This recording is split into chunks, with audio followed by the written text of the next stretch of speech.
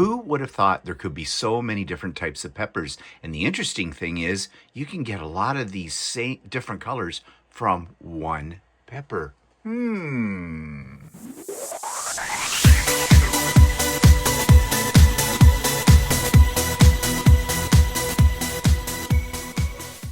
Good morning, everybody. It's Stephen here for Monday Morning Coffee with me, Stephen.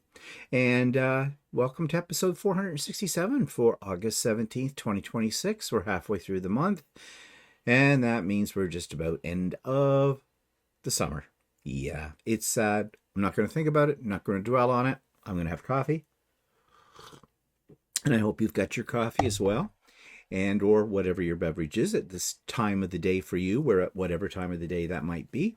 And let's take a look at my design wall and get a sneaky peek at how I'm doing on some of my projects. So let's see, here we go. So this is the Christmas table runner that I'm making up, kind of my own design, kind of not. I found these blocks on OESD, and you bought them as individual blocks, and I thought, hey, these would work for a table runner. So I'm getting there. It's taking some time. Actually, I have a little bit more done than what I'm showing here because I kind of forgot yesterday when I was working on some corner pieces to take a picture of that. But that's okay. I'll have something for you tomorrow on that one. And I may actually have the rest of them. Well, I doubt that I'm going to have the rest of the blocks done completely, but you never know. But I'm always working on other projects, so this all takes up time. So that's coming along nicely. And yes, I did finish Art East's Second Star to the Right, the Tinkerbell block. And I'm very pleased that it is done. Yeah, there's a few little minor oopsies, but I'm not even going to point them out to you. I'll do that tomorrow. But it's coming along. And of course, the next one coming up is Captain Hook, and it looks like the biggest bugger of them all to do. So that's what I've been up to. Yeah, I don't have anything more there to show you. But let's see. We've got, what else has been going on here? Well, let's jump into subscribers' quotes of the week, or comments. Okay, I need this. It was a rough night. For some reason, didn't want to get out of bed this morning, but I did because, things to do. So let's see, comments from last week that I'd like to highlight. One from Debbie says, "Oh, I love those spool holders. Can't wait to see them in action tomorrow. Your bell peppers are amazing. I can never get mine to grow that big. Have a marvelous week, Mr. Stephen." Well, Debbie, let's see, the spool holders. I'm not sure what we're talking. Probably talking about the Floriani ones. Yeah, well, this is a week ago, this comment. So yeah, that would have been about it. I don't know what I did last week. I don't know what I did 2 minutes ago. But anyways, yeah, they're working out very nicely. And I have another project I'm going to be talking about that involves a 3D printer and storage as well. I'm going to talk about that when I get to my segment on 3D printing. Yeah, the peppers are doing really well. We have a lot of luck with peppers. I'm going to talk about my little experiment, though, that involves some of the peppers and some of the cucumbers in a moment, too. So stay tuned. Rachel says, "I'm in the UK, and words like that, I spell them with an S or a Z, depending on what my brain decides on the day I'm writing it. I do try to write in English, but text speech is so much easier. Think it comes from when mobile phones first came out and you were limited to so many characters per text and you were charged per text. So I text speak began. So text speak began." Okay, so interesting, Rachel. Yeah, that's probably why our spellings, or people spell so badly, especially young people, because they're so used to using their thumbs to write anything on their phones. And yeah, they take a lot of shortcuts, and it becomes a habit that's how you write, like the word Y-O-U as U, as the letter U, and things like that.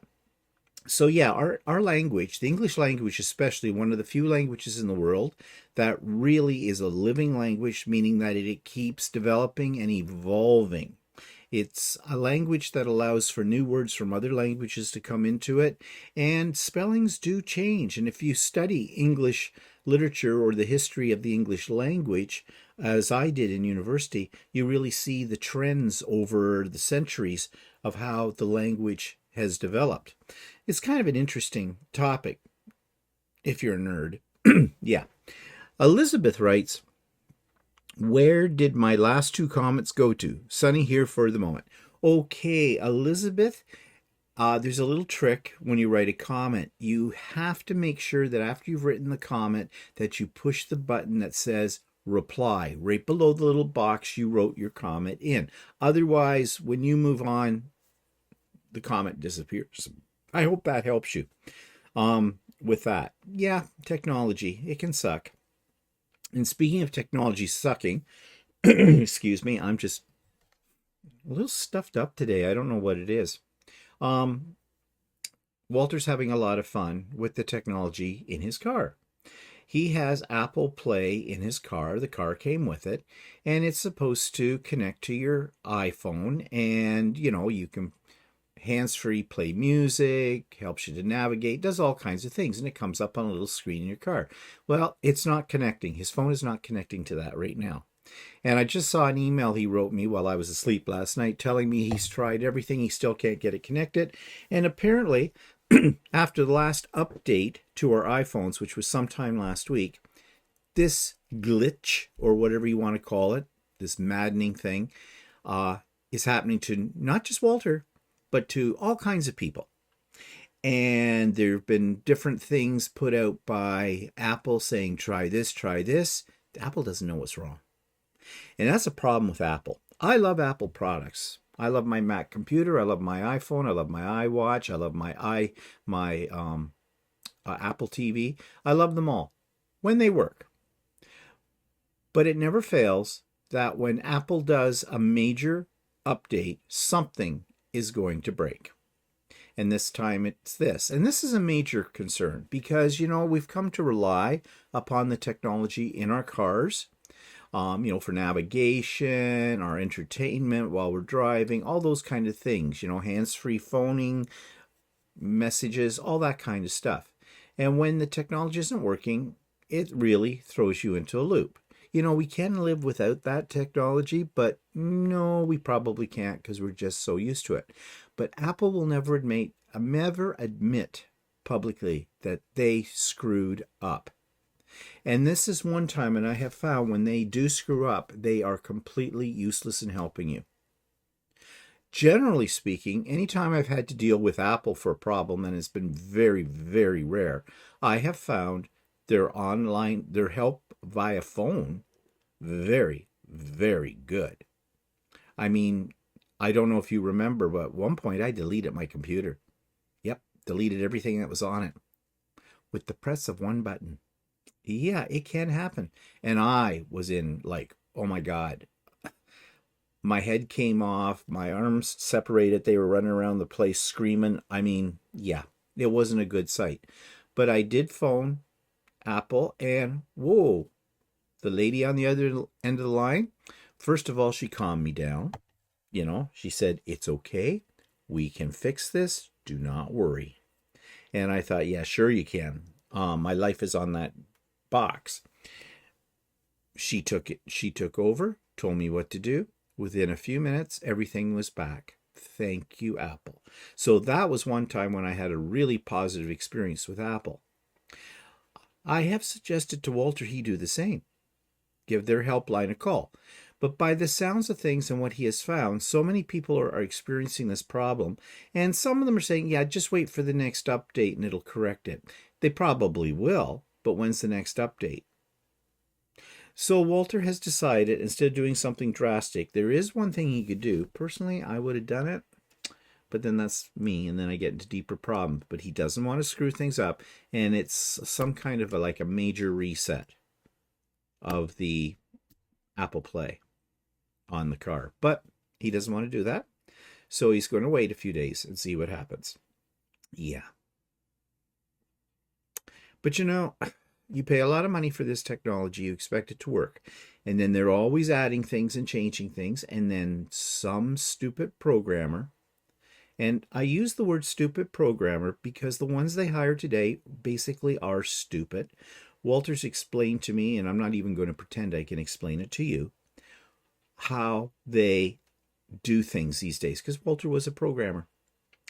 And he says they don't get tested thoroughly. They do something called rapid development or something like this, where basically you slap it down, you don't follow the rules, you don't test it enough, and when a problem happens, yeah, you fix it then. Instead of anticipating a problem or making it right the first time, you wait till the problem occurs, then you try to fix it, and that usually leads to having to fix something else, and it cascades and goes on and on from there. So basically that's what probably Apple is doing, but Apple will never admit that they've made a mistake. They're kind of like Trump. Enough said. Okay, so thank you for your comments, and please keep those comments coming because I love reading them. I read them all, and I reply to them all, even if it's just I give you a little heart to let you know I've seen it and I appreciate it. And sometimes if it's a question or something a little bit more detailed, I will jump in and try to answer the question or add my 2 cents worth into your 2 cents worth. So we've almost got a nickel at that point. Yeah, okay, moving on. So what's been happening in the news? Yeah, what isn't? Okay, so this week is going to be interesting here in Canada because there's a deadline. And I don't think we're going to make the deadline. Of course, the deadline is put there by the great orange pumpkin, and it's the whole thing with tariffs. He's going to punish us because we're nasty people. We're a nasty country, and we are treating the Americans nasty, and our prime minister is nasty, and everybody's nasty except the great orange pumpkin. And so we've got a standoff here on the 50% tariff that he has said he's going to put on if we don't do the things he wants us to do, which are unreasonable, by this Wednesday. Let it come on. Okay, you might want to stock up on your hockey sticks now if you're an American, because those are one of the things in the 2,000, 2,200, whatever number of items that are all going to be tariffed at 50%. Again, let me remind you, if you're an American, the 50% tariff does not affect the average Canadian. It does affect the average American. It's a tax. It's a tax on the products that you buy. And if there's a 50% tariff on those items, then the potential for those items to go up 50% in price is very possible. Now, I am oversimplifying it, so any of you that are economic majors or financial gurus out there, you do not need to comment or correct me on this. I have oversimplified it. But the bottom line is, we aren't taking a bad deal. Our prime minister says, no, Trump wants us to be subservient to him. He wants us to be the 51st state. Not going to happen. You've heard me say that many times. You've heard many Canadians on YouTube tell you this. No, no, no, no, no. It's not going to happen. And we're not going to give in. So screw the American liquor. And even if, for some reason, and this seems to be the biggest issue, American liquor on the shelves. Well, yeah, the companies that make it in the United States have been crying the blues that they're losing major money because we're not buying it in Canada. It's not on our shelves. And I think we buy about 40% of their manufactured alcohol. Again, don't fact check me on that because that could have changed. That's what I had heard or read somewhere. So, but just saying that it obviously has hurt because they keep putting that in as a negotiation item. Well, no. Our premier in Ontario, Doug Ford, the premier of Quebec, both have come out and said this stuff's not going back on the shelves until we get a decent deal from Trump about this and he removes tariffs. There's only two Protestants, only two provinces in our country that are traders, and that would be Saskatchewan and Alberta, especially Alberta, for many other reasons as well. But they have it on their shelves. Well, let's be solid here. Let's show our solidarity. Of course, those two premiers are not showing their solidarity. And Trump's watching that. He would love to say that Canada is broken. It is not. But we have a couple of stupid premiers out in the West who are definitely broken. And they need to be removed. Yes. However, even if, by chance, well, first of all, the federal government cannot order the provinces to put American liquor on the shelves because the federal government doesn't control liquor sales. Provincial governments do. It is a provincial thing. It's sort of like how state laws in the United States work against federal laws. Same kind of thing. Whose jurisdiction is it? Well, it's the jurisdiction of the provinces. And if the provinces say no go, it's a no go. And Carney knows this, okay? And he's not going to try to order. He's not going to try to become a king, like somebody who's very orange would be. So, yeah. And even if by perchance they put American liquor back on the shelves and we don't have a decent deal, we as Canadians, and they took a poll on this, several of them actually, the vast majority of Canadians say, even if it's back on the shelves, we're not buying it. So, yeah. Can't legislate us to buy booze. Yeah. So, yeah, he's going to lose that one. But it's going to be interesting because there's not going to be a deal on Wednesday. Because they've been meeting, the powers that be have been meeting over the last few weeks and everything about this. They supposedly have something to give to Trump, but he'll take one look at it and go, no, not doing that. Put 50% on them. He might even turn around and say 100%. Let it happen. Go for it. Because as I said, the only people that are going to majorly hurt when it comes to the average citizen is the American people, not the Canadians. So, yes, some of our industries are going to suffer. Some of our prices are going to go up a little bit. But that pain, that amount of pain is worth it to keep our sovereignty. And Trump has not learned that yet at all. He's just a bully. Little kid. If I can't get my way, I'm going to penalize, I'm going to pout, and I'm going to hurt others. And in fact, there was one politician, I'm not sure which one it was, but I saw the headline. I didn't really read the story, but it said, Canada better not put retaliatory tariffs on things. Excuse me, that sounds like a threat. Are you threatening us? Remember, big stick, big bark. No, big stick, little bark. No, how's that go? We carry a big stick. Yeah, whatever. Okay. So we also, and there's a lot of stuff about Americans lately. We have the U.S. ambassador, Pete Hoekstra, and he's an asshole. He's been insulting us left and right. The man doesn't understand how to be a diplomat. Really, you're an ambassador representing your country. You're supposed to be in another country, and you're supposed to play nice. If anything, you're there to smooth over rough things, not turn around and make them worse by insulting us and threatening us with 51st statehood and all this shit. And he does. He's a pompous, arrogant a-hole. And so there's a petition going around in Canada that's being presented to our House of Commons. And it's got over 100,000 signatures already. I am one of those signees, and so is Walter, that says they want Pete Hoekstra recalled to the United States, expelled from Canada. Now, the thing is, this is more symbolic than anything else because the government will not do that. No matter how much of an a-hole he is a diplomat. He represents another country, and we're trying to have good relations with that country. Yeah. So no. I mean, to kick out an ambassador from your country is basically to break off dealing with that country. That's what you're saying. And so our government is not going to kick him out.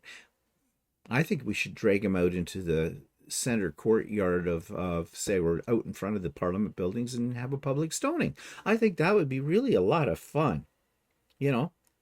I'd pay to see that. I'd pay to have to have a stone to throw. Yeah, really. Too violent?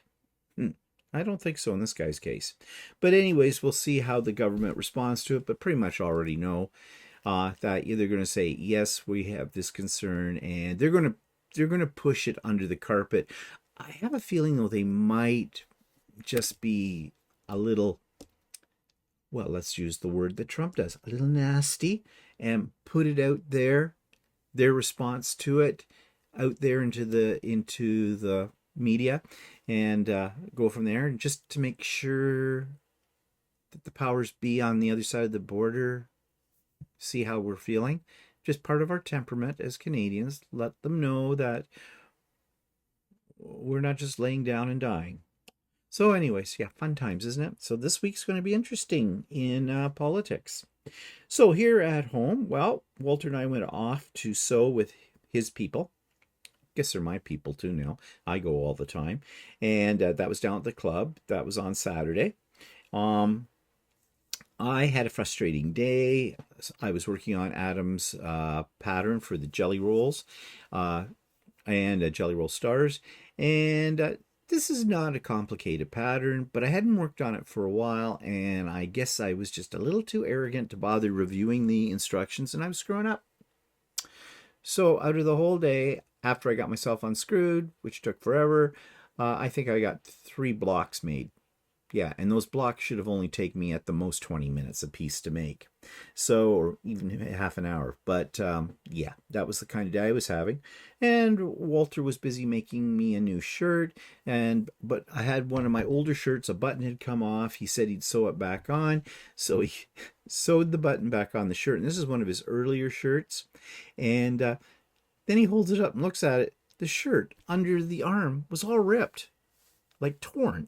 He thinks it's wear. I think it's just torn. It caught on something. I don't know how long I'd been wearing that shirt before the button fell off that it had that hole in it. Who knows? Anyways, it's scrap now. Somebody suggested I just cut it up and use the fabric in it. Yeah, it's been washed many times. The fabric holds up well, though. I will say that. To washings from these shirts. It's just quilting cotton. But I don't think I'll bother with it. I mean, we'll have a burial for it. And it was one of his early shirts. I loved it. Well, it was well loved. It served its purpose. It served its time. But it was just kind of funny after he got the button and he went and did some reinforcing of some of the other buttons on it. And he holds it up. There's these holes, which cannot be fixed. I mean, it's just shredded, the fiber. So, yeah. Walter did, though, make something absolutely delicious. One of my favorite food groups. He made a peach pie the other day. It is now gone. He's going to make a bumbleberry pie because we've got a bunch of mixed berries and stuff, and we got to use them up before they rot. So he's got his dough already made for that and everything. He says he's going to make that this week. I'll have to get on to him about it because, I can eat pie 7 days a week, 52 weeks in a year. Yep, I love pie. But look at that. That is a thing of beauty. Nobody makes a pie, in my opinion, like Walter, including when she was alive, my grandmother's. My grandmother Barnum, my mother's mother, she was a wonderful cook. She was a wonderful pie maker. But Walter surpasses my grandmother. Yep. Good pies. Did I tell you I love pie? Yeah. Can you tell? Yeah. So, something new in the plans. I am on a sort of a cleanup and storage kick ever since I straightened up and redesigned my drawers that hold my Floriani thread. I've been thinking about my drawers that are all underneath my cutting mat or cutting area. They are overflowing to the point where the drawers are crooked because they're coming off their track because I've got too much stuff stuffed into them. It's a mess. I need to go through them, clean up the fabric. Yes, I will be throwing out fabric. Save your comments. I know what you're going to say. No, I am not donating it. No, I'm not going to find somebody who needs fabric. I am pitching stuff that I will never, ever use and are in bits and pieces. I'm not going to throw out large bolts or anything like that, but tiny pieces or odd cut pieces, things like that, they're going to go. And I got this brilliant idea yesterday while I was on Russ's sewing shenanigans. He was talking about how he would like to down the road, create a new sewing room in his house. And his ideas were, as we're talking, got me thinking. And so I immediately went to the Storage Gods website, IKEA, and I looked for shelves because I looked around this room and thought, well, where do I have room to put up more shelves? I didn't think I had any space left. I do. And I don't have a picture to show you, but over on this side, there are 2 windows. And in front of those windows are stained glass that were, professionally framed. Walter found someone to make wooden frames, like really nice ones, and that's where they hang, and they look gorgeous there. But there's a piece of wall on either side of those windows that's just wide enough for a narrow shelf. And my idea is, if I could get a shelf that would fit in those 2 spots, so 2 shelves, with depth of shelves about 6 inches, fat quarters could go there. And I have a lot of fat quarter bundles I've never opened and charm packs and things like that. So I went on IKEA, I had the measurements, and lo and behold, yes, they have a wooden shelf, looks pretty nice, it'll fit perfectly in that spot, and yes. Now, I had to bounce this idea off Walter, because Walter will be the one, some assembly required and some, installation. And, the man has the tools. So, might as well take advantage of his handyman abilities. I'm not good with tools. I will admit that for sure. So, I thought, Walter will probably poo-poo the idea. He didn't. He loved the idea. Well, love might be too strong a word, but, he thought, yeah, that would work. And we talked about a few other alternatives and things like that, but came back to that idea. So, tomorrow, on Tuesday, we're off to IKEA to get these shelves. Hopefully they have them in stock there. I have to better double check online today to make sure. And we're going to pick those up.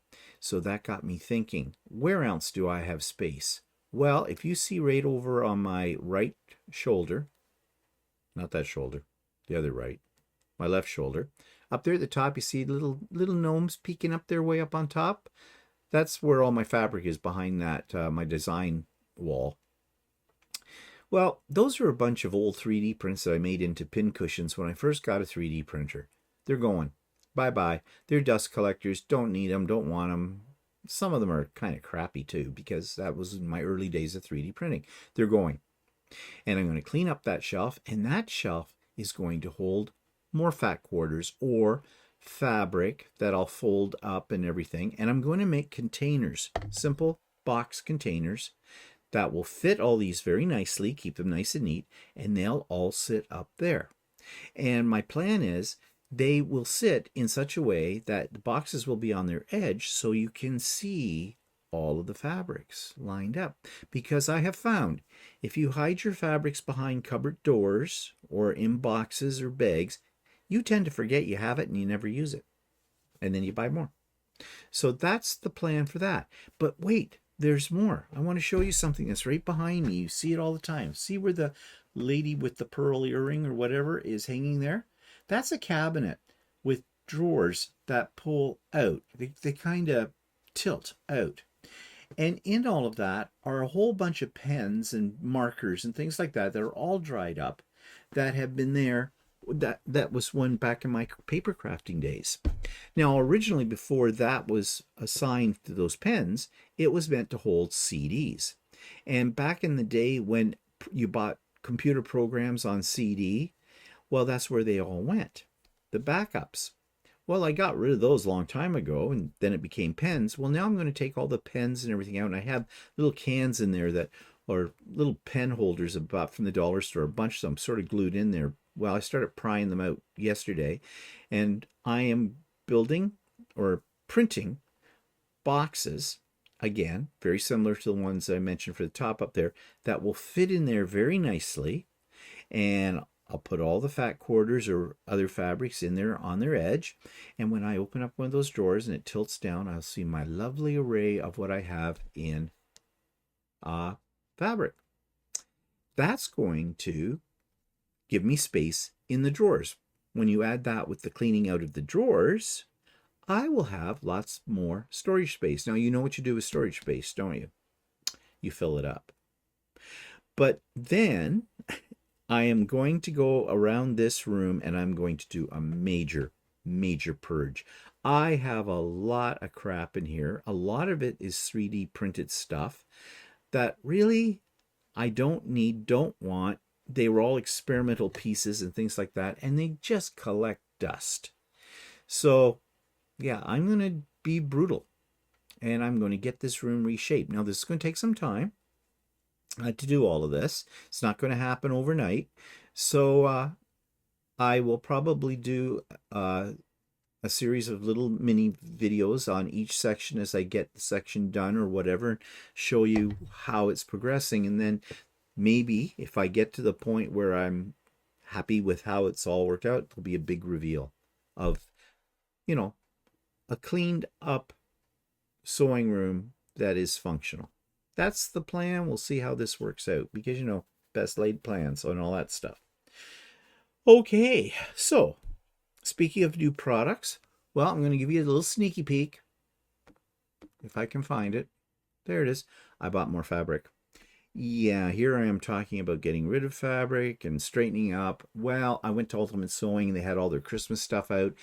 Do I need more Christmas fabric? Not anymore, but I bought some from there. And plus, they were having a sale. If you bought a bolt, you got like the end of the bolt, 25% off. So I love those kind of sales because that's when I buy backing or background fabric as well. So I will talk about my purchases in more detail tomorrow on the Idiot Quilter. But for now, here's a sneaky peek. Are you ready?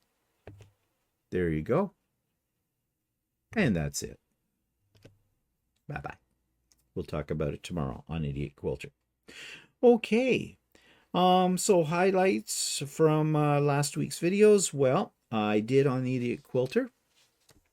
Talked about the fabrics. I showed you in detail the ones we bought from our little private shop hop and how much and how in meterage and how much I spent on that, which was $1,700, and you guys had your guesses in there. So yeah.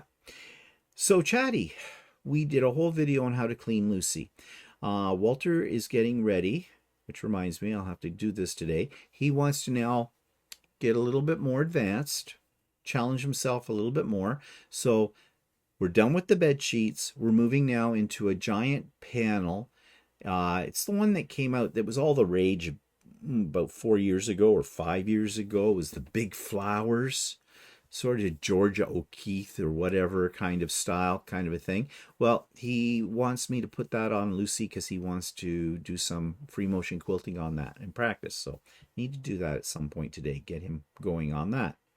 And then after he has played with that, I think it'll be time for him to now start on real quilts. And so we showed you how to clean up Lucy because she needed to be cleaned.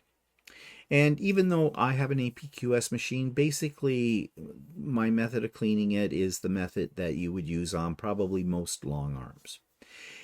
And on our live yesterday, we talked about scammers again, but we talked also about the fact that AI is involved in, like no surprise, but AI is involved in scamming us. And it's very good. You know, so we talked about how to protect yourself and what to watch out for, what the current trends are in the scamming world. Okay, coming events. We have Sewing with Steven, that would be me, on Wednesdays. Links in the show notes. And Pop-Up Sew Day was originally, I thought I was going to have it this coming Saturday, August the 22nd. It has been moved. It has been moved to Saturday, August 29th. So instead of this Saturday, it'll be the following Saturday. Now, for those of you that may have planned around it, I'm really sorry if I have put a screw into your plans. I fully intended to have it on the 22nd, but what happened was we got invited to a barbecue. And we don't get invitations to things very often, to big parties. So, yeah, we're going. We're going. Also, how can you turn down, when you are part of the gay community, a party that is going to be like over 30 other gay men at it? I'll let you use your imagination. Okay. And it'll probably be better than reality, but whatever. But yeah, so the date has been changed on the pop-up so day to Saturday, August 29th. And the week before that date, so basically next week on all my videos, the link for that will be in the show notes. And if you've never been to a pop-up so day, they are not recorded. They are not a YouTube live. They are a Zoom. And all are welcome. Come and go as you please. Work on whatever you want. Okay. So, weather. Let's check out the weather. Give me a second here to get things up on my screen, because I lost a few things on the screen when I was talking to you. So now I'm trying to buy time as I do this and try to find my link. And there's the link, and there it is. And let's sign in. And we do this. It's coming. And presto bingo. Front door. And there we go. There it is. It's dull. Yes. Today is a dull day. It looks partially cloudy. I don't think it rained. I'll find out after this when I go out for my walk. But the current temperature... Okay, stop it, phone. I don't need you. Oh, come on. I hate that. You pull your iPhone out of your pocket and it has all these notifications that come up. And it's very annoying. I guess I can turn them off, but then I'm afraid I'll miss something. Okay, so back to the weather. 21 degrees C right now, so that's comfortable. It's room temperature.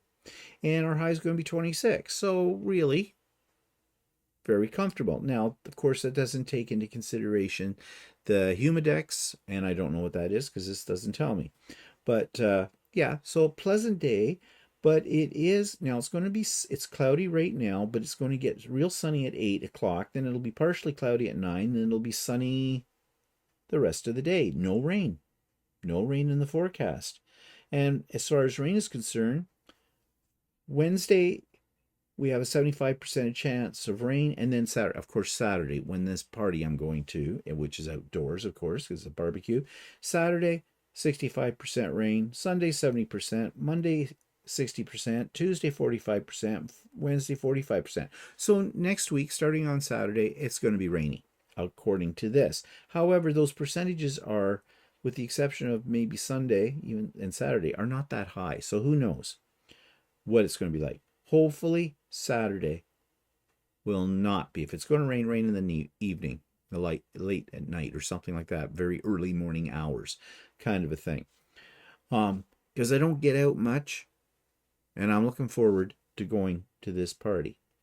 So yeah, that's the weather right now here. And as I said earlier, this is moving towards the end of August now. And then we hit, for all intents and purposes, 1st of September hits after Labor Day. We're thinking fall. Even though it's still summer until the 21st, we're still thinking fall. So, and all the things that go along with fall, which leads into winter, which leads into misery. Yeah. Okay, that's cheery.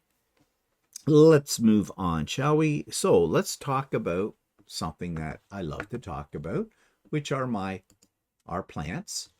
And let's talk about first the grow lights, because we do have new growth in the grow lights.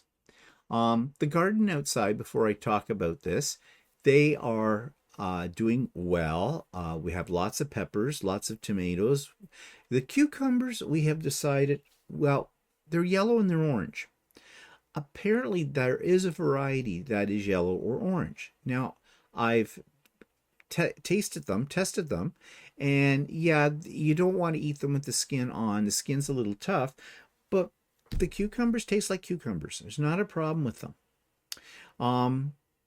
And of course, our jalapenos and our chili peppers are coming along nicely. I'm not sure about the beans. I think the beans, they might be done. I'm not sure. I'll have to check with Walter on that. We didn't have that many bean plants anyways. And when I say bean plants, I mean like green beans and yellow beans. But yeah, we do have a bumper crop of peppers and of cucumbers and that kind of thing. And I'll talk about my, my little experiment with those in a minute. But meanwhile, indoors, we've started lettuce. So here's some of the lettuce, and here's more of it. So we're going to be very conscientious this year with the lettuce. And as it gets to the point where we should be eating it, we will. And as we eat it, we'll plant more and keep it going. And it will grow through the winter under the lights. So we should have lots of fresh lettuce throughout, until next spring when we can.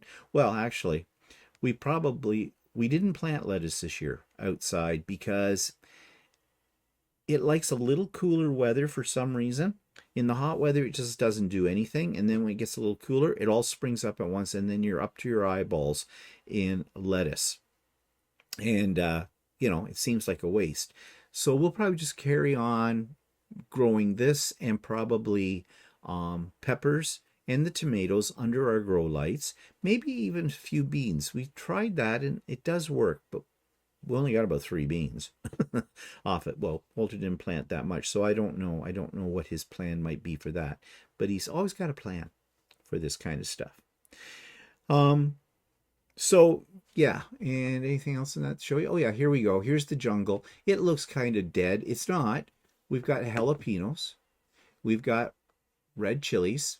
And we have a few in this very sad looking plant. For some reason, the leaves decide they all want to go yellow. It's almost like this plant is going dormant for some reason. Maybe they do that. I don't know. Need to do some research. There's a few red ones and there's some green ones on it, but it looks a little sickly.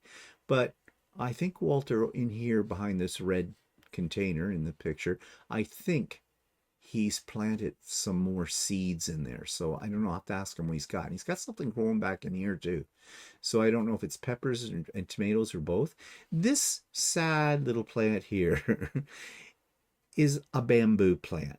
It has been in our bedroom for years, pretty much dead. Well, it helps if you water them, which we didn't. It sat there. But Walter's been trying to bring it back to life, and we do have a few green ones on here, so have to check the status on that and see what's happening. Yeah, so I did do an experiment. I made, these are my pickled peppers, pickled jalapenos actually, and you see the red specks are chili peppers. I did some pickling last year. I still have jars of that left over last year. This is great. I like to throw these in a salad. I like to make them, especially I've got some jars that are a mixture of red and green peppers and jalapenos and that kind of thing. And they're great. If you throw a spoonful of them or that in a tossed salad, you get a little surprise when you bite into the salad. A little bit of heat, which is nice. They're also good when you're cooking in things, putting them in sauces, pasta sauce, things like that. They're even good as a little, side dish or garnish. When you're serving like a meat dish or something like that. So I have marked on top of the lid 26. That means that's when I canned them, in 2026.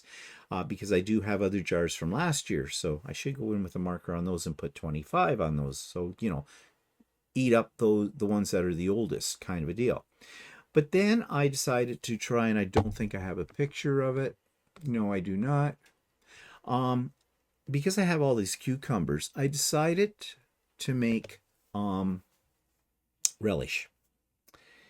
And it didn't really work. I made about 4 jars of this relish, and it is just way too vinegary. Like, it makes you gasp.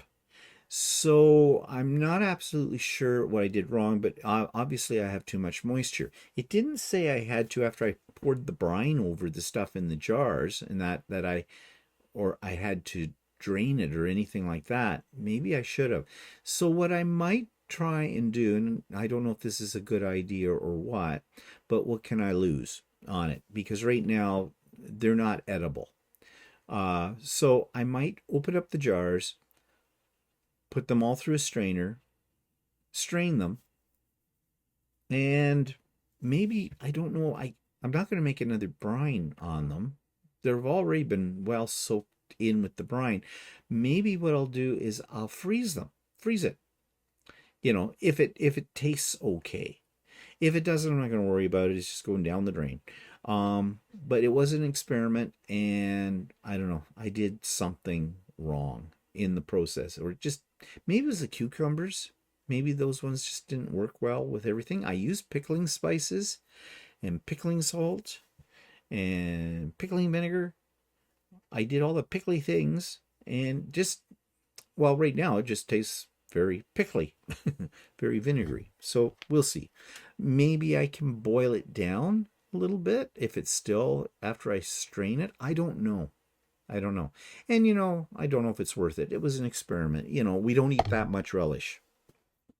In fact, Walter, green relish, and this isn't green. It's kind of a color. Yeah.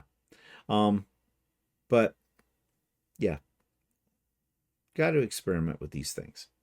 So it's not a great loss of only in time, if I can't salvage it, and even if I can salvage it, is it worth it? Yeah. So anyways, that was that. Now, what other things? Let's go to 3D printing, shall we?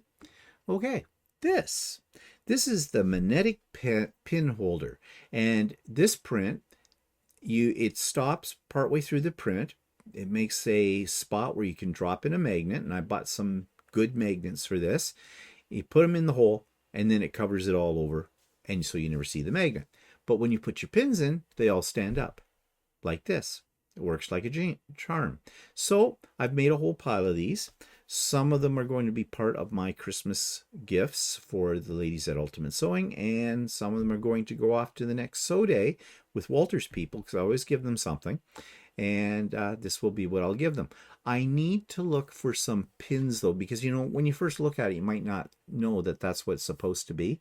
So maybe I'll go online and buy some straight pins here that I can put in all of them along the way. Actually, I may have some that I bought for some other projects way back. I'm not buying these ones because they're too expensive, the magic pins. So that's one thing. Oh, that's not, yes, this is. Now, this is not a 3D printed plant, okay?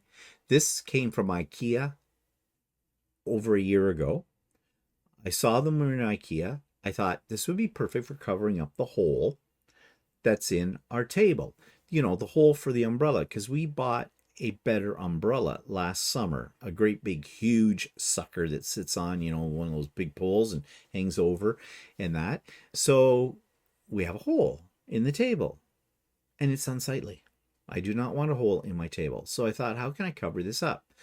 So I saw these little plants for like $4.99 or something, and I thought that would be fun, because a real plant's not, well, might grow, but it might not.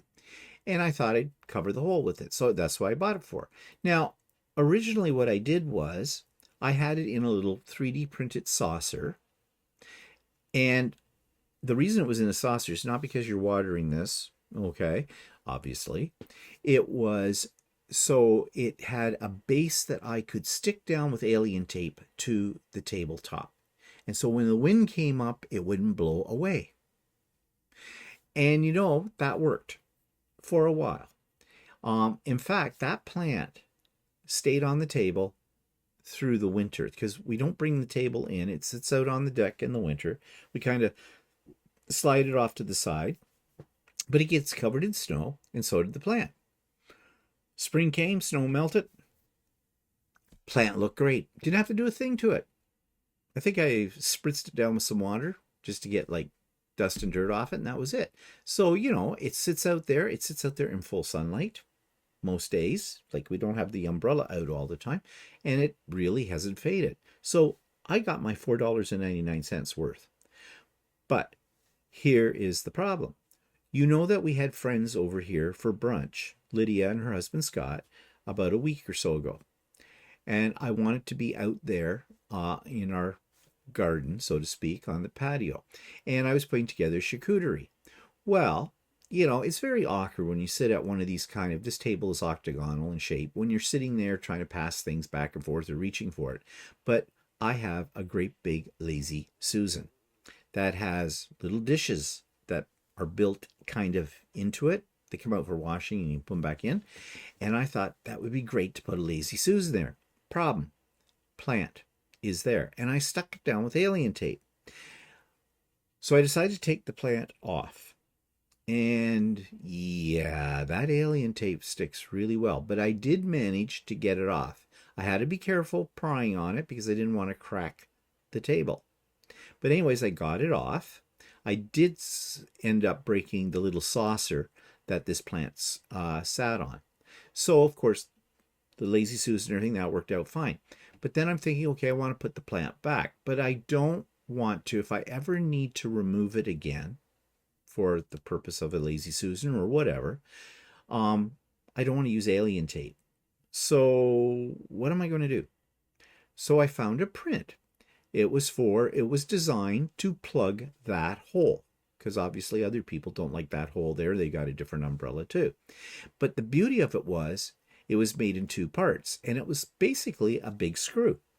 So the top part goes down the hole, and the part that sticks out from the hole underneath your table has a cap that you just screw up and holds it in place. Brilliant. And so what even's more brilliant is I did use the alien tape, but I put it on the bottom of the flower pot, just enough so it would come down and attach to the top of the plug, but not to the table. So my theory is, if I need to remove that, I just reach under, I unscrew the plug, pull it off, it's gone. And then I can put it back in. I know, thank you, I'm brilliant. Yeah, whatever. So yeah, problem solved. 3D printers can help you solve problems around the house. That's the lesson to be learned here. Okay, so now going back to the garden, this is something I found very interesting, and we found this in our garden. I call this a bye pepper. It's partially green, partially orange. And Walter picked this, and I thought, oh, this is really cool. Now, the thing is, green peppers, I have found, I did some research, and I'm going to share that research with you in a minute. But they start out green, but they're unripe at that point. Yes, you can eat them, but over time they will, most varieties, not all, but most varieties will change color, and they will move through a spectrum of colors. They'll go green to either yellow or orange. I'm not sure which order that is, but they'll go yellow, orange, and eventually red. And as they go through those color changes, each color has a little bit sweeter taste to it because it's ripening. So I love this. If I could have preserved it, I think it's pretty, but we ate it. And it looked great in a salad, especially the parts you cut that were a little bit of orange and a little bit of green on them. But anyways, that got me thinking, and I needed to do a little bit of research on peppers. And I found some interesting things out about peppers that I did not know. Here's what I found out about peppers. Not all peppers start out green, though the vast majority of common varieties do. While standard grocery store bell peppers and jalapenos begin green and transition to colors like red, orange, or yellow as they mature, certain unique pepper varieties break this rule entirely. Okay, so generally speaking, the ones you find in the grocery store are going to be the green ones, and you find green and you find red. But many varieties start out green and, as I said, transition. And what was also interesting about this is that jalapenos do the same, and I've noticed that with our jalapenos. If I leave them on the bush long enough, they will go from green to red. So that's what I'm waiting for right now, for those to go red, so I can have a nice mixture in my little pickling there. But you can see here, there's a picture, green pepper, and then here's my bye pepper, and then you see the transition through the other colors, and they're showing jalapenos as well as peppers here.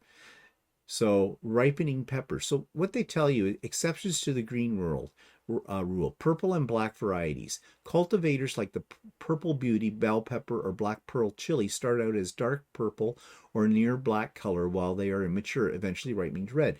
Well, we had a purple one, and if you remember way back, the ones under the lights, we had one that was a really, really dark purple, and it did eventually go to red. And then there's white and pale yellow varieties, and then there's evergreen peppers. And these are a hybrid, and they're the ones that I think they are green even when they're fully ripe. So I think they're the ones that you may see in the supermarket. So they talk about what the colors really mean. So unripe are green, and the flavor is bitter, grassy, and firm.